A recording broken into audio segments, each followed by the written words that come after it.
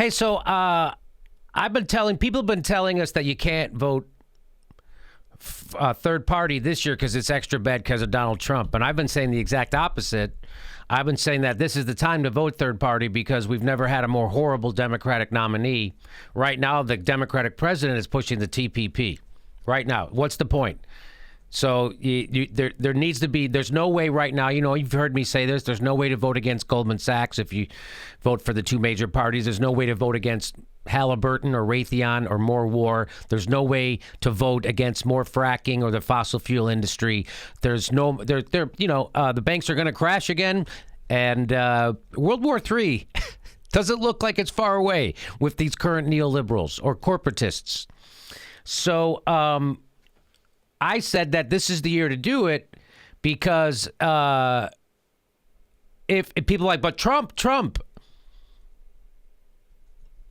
is an incompetent nincompoop who splits his own party in half, if not threes. And I said this, and everyone's like, you're crazy. What are you talking about? Are you crazy? There's no price to pay for standing up against Donald Trump right now if you're a Democrat or an independent or a purple state Republican. So that's what I mean. And well, let's look. Is Donald Trump, is he destroying the Republican Party? Let's see. This is from. Meantime, the Republican Party appears to be coming apart.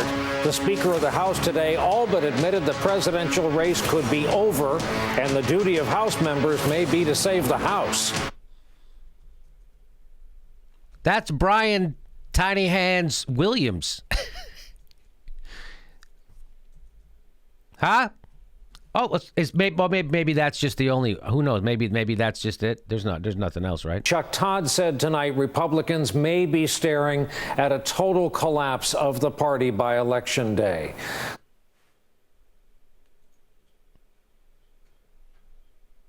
Really? So Donald Trump is bad for the Republican Party. So instead of this being the worst year to vote third party and try to take our government back from corporatists, which is what this is, because the corporatists own both parties, right? And in fact, the corporatists are a little bit afraid of Tiny Hands Trump, which is why they're all endorsing Hillary Clinton. They know that she's just like having a Mitt Romney or a John McCain or a George Bush. They know. That's why they're like, hey, come on. Donnie Tiny Hands, he is a little crazy. They don't know if he'll go along with their corporatist agenda exactly how they want to go along with it.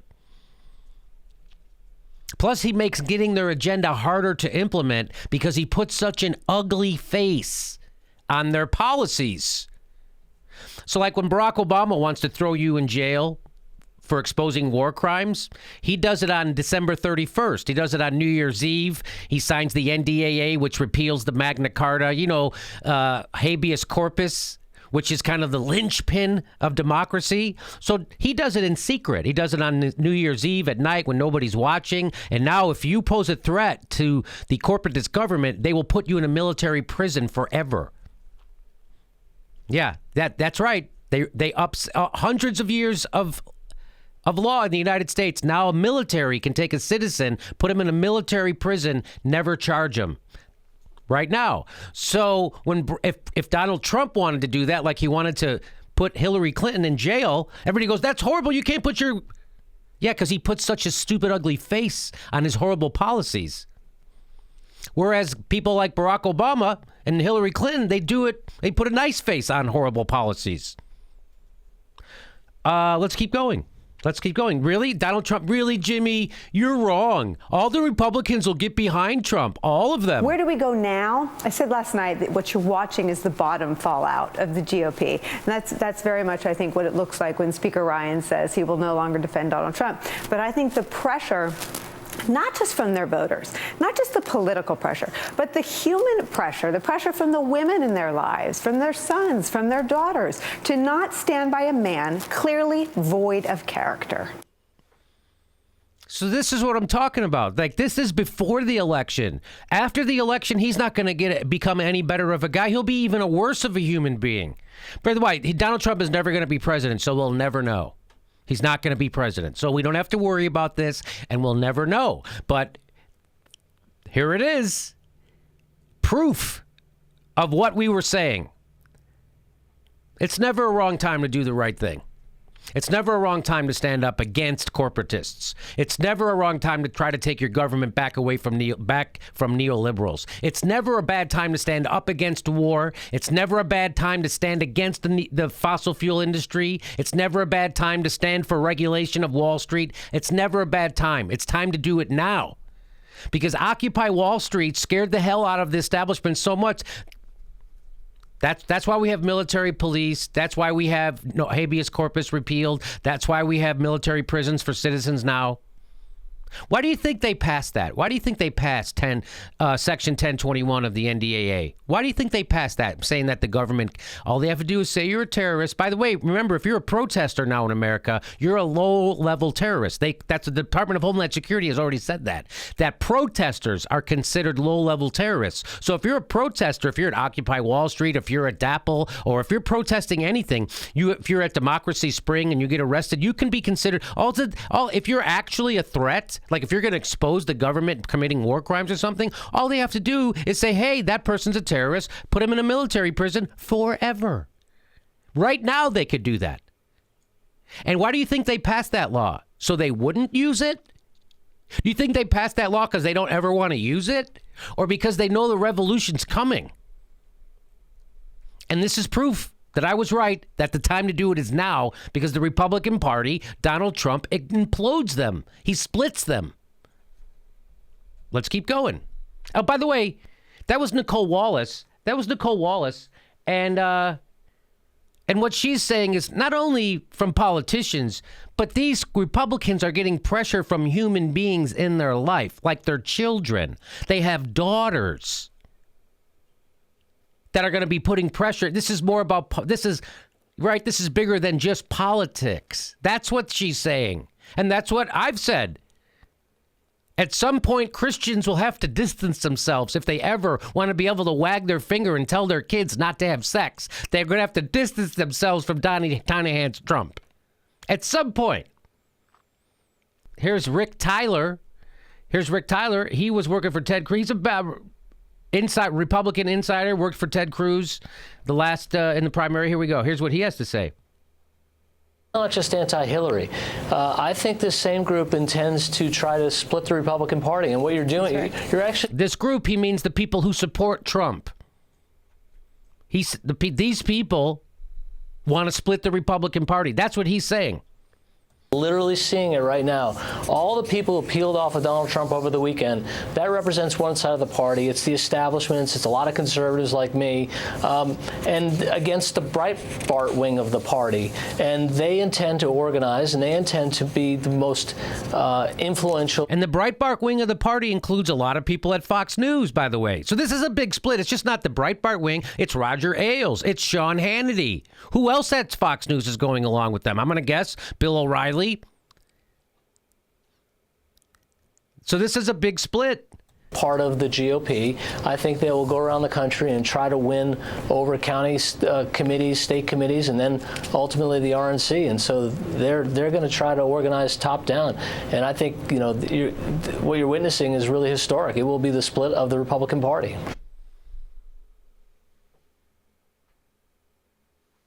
So this is happening, and it's happening right now.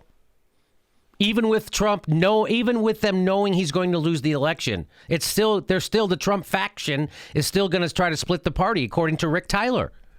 That they're going to go after local elections.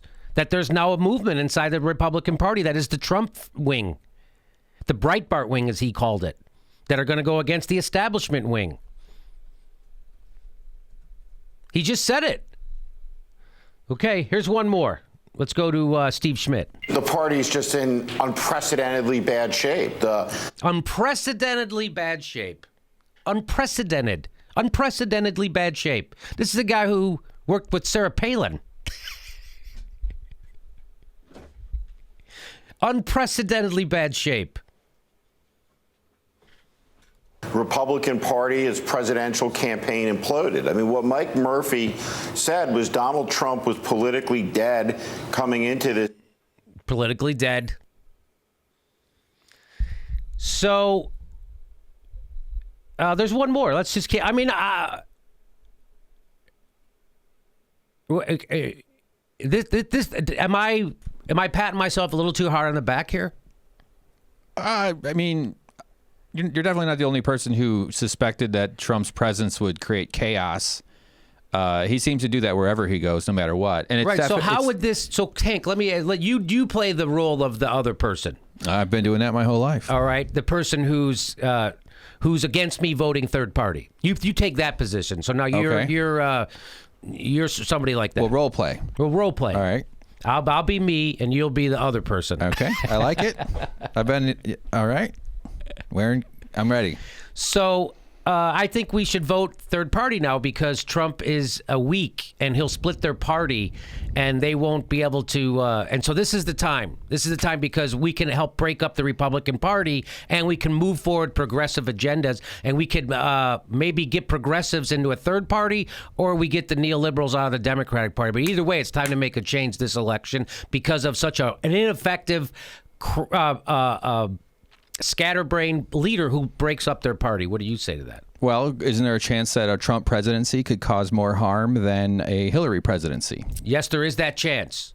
But there's also a chance, but we know for sure what will happen if we vote Hillary. Right. We know for sure what will happen. More war, banks will crash, more fracking, more climate change, more all that stuff for sure. Less protection for work unions, all that stuff. TPP, all that stuff will happen. We know for sure. But we don't know for sure what will happen if we vote for a third party and try to get a progressive party. We don't know for sure what will happen. Right now, what's happening to the Republican Party with Tiny Hands Trump at the top of it is that it's imploding and fracturing. I say that they would be a crippled party if he won, but it's not gonna. So this is all theory. So he's not gonna be president, so nobody has to worry about this. So go ahead. Well, are we still role playing? Yeah. Oh, sure. Unless you don't want to. Well, it's hard for me because I'm angry about the entire process. Me too. The whole thing is upsetting to me. People should be screaming instead of screaming at us not to vote for a third party. Yeah. People should be screaming, we got to get rid of the Electoral College. Yeah. Go ahead. Well, I was just going to say, and this isn't really role playing, just adding to a thought. So the destruction of the GOP that we should rightfully be celebrating, is it worse if he becomes president, or is it going to happen no matter what when he loses? I'm just throwing it out there. I don't have an opinion on either way. Yeah. Well, we don't know. These are just predictions. What I do know is that thing that people say the definition of insanity is doing the same thing over and over and hope. So that, again, people make the miscalculation that Trump is the problem instead of a symptom of the problem, which he is a symptom of the problem. And people forget that, too. There's going to be another Trump in 4 years. Yeah. And he won't be as crazy on the outside as Trump is, which makes him dangerous. Yeah, that's what makes them dangerous. Absolutely. If you think about it, the fact that Trump is so crazy on the outside makes him easier to oppose. Yeah. Yeah, he's the monster in the woods that is wearing a headlamp. Yeah. He makes a bunch of noise. Yes. I mean, you can spot him coming. He's not smart at all. He's a wolf in wolf's clothing, as opposed to the neoliberals who are wolves in sheep's clothing. Yeah. Right? Hey, I like you. I know all the words to say about workers and gays and mothers and thing, and then I pass the TPT and smash you. One more video. Here we go. I heard some serious-minded people today say that this is nothing short of a change in the definition of the Republican Party. Whatever this is, you're going to see people running under its banner at the state and local level if this doesn't succeed at the presidential level. What do you think is happening, A, to your country, B, to your party? So he's saying here it's happening. It's going to happen whether he's elected or not, that it's going to split the Republican Party. It's happening.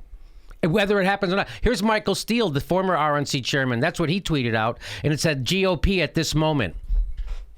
That's the GOP at this moment. Exactly what we said, exactly how we said it would happen. It's happening. We'll never know what a Trump presidency will be like, but we're going to get to know what a Hillary Clinton presidency is going to be like. And I'll predict it right now. More war, more fracking, more climate change. Banks will crash.